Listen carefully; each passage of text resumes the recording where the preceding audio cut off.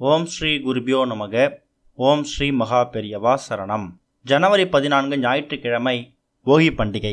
அன்னைக்கு தினம் உங்கள் வீட்டோட பூஜை அறையில் இப்போ சொல்லக்கூடிய இந்த ஒரு மாவை நீங்கள் தயார் பண்ணி அதை நைவேத்தியமாக வச்சு படைச்சிங்கன்னா உங்கள் வீட்டுக்கு குலதெய்வம் உடனே வந்துடும்.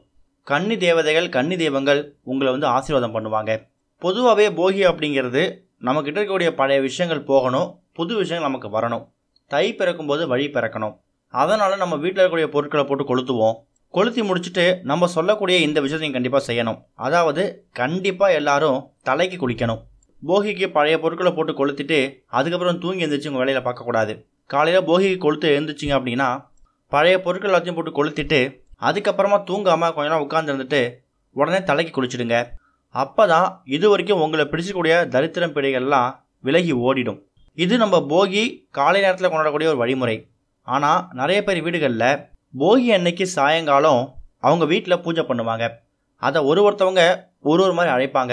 ஒரு சில பேர் வீட்டு தெய்வத்துக்கு படைக்கிறதுன்னு சொல்லுவாங்க, சில பேர் குலதெய்வத்துக்கு படைக்கிறதுன்னு சொல்லுவாங்க, சில பேர் கன்னி தேவதைகளுக்கு படைக்கிறதுன்னு சொல்லுவாங்க.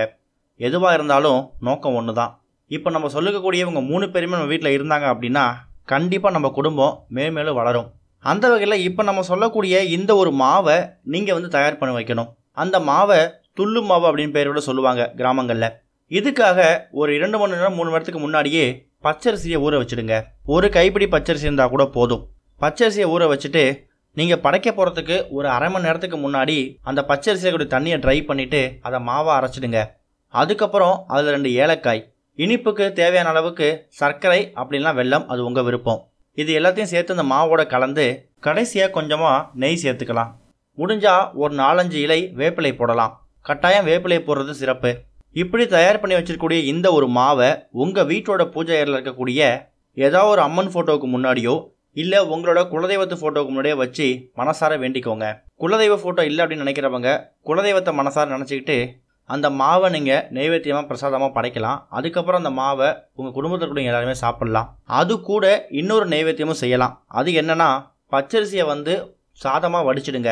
ரொம்ப ட்ரையாக வடிக்காமல் பொங்கல் பதத்துக்கு நல்லா குழைய வடிச்சிட்டு ஒரு இலையில் அந்த சாதத்தை போட்டு அது மேலே 1 ஸ்பூன் தயிர், அது மேலே ஒரு வாழைப்பழத்தை 2-3 கிள்ளி அது மேலே வச்சு கொஞ்சம் நாட்டு சர்க்கரை, இது 3த்தையும் வச்சு படைச்சிட்டு அது 3த்தையும் ஒன்றா கலந்து நீங்கள் பிரசாதமாக சாப்பிட்லாம். இப்போ சொல்லியிருக்கக்கூடிய இந்த 2 மெத்தடையும் ஃபாலோ பண்ணி உங்கள் வீட்டில் போகி திருநாள் அன்னைக்கு சாயங்காலம் குலதெய்வத்தை நினச்சி வீட்டு தெய்வத்தை நினச்சி பூஜை பண்ணுங்கள். கண்டிப்பாக உங்களுக்கு உங்கள் வீட்டில் குலதெய்வத்தோட அனுகிரகம் கண்டிப்பாக கிடைக்கும். ஓம் ஸ்ரீ குருபியோ நமக. ஓம் ஸ்ரீ மகா பெரியவா சரணம்.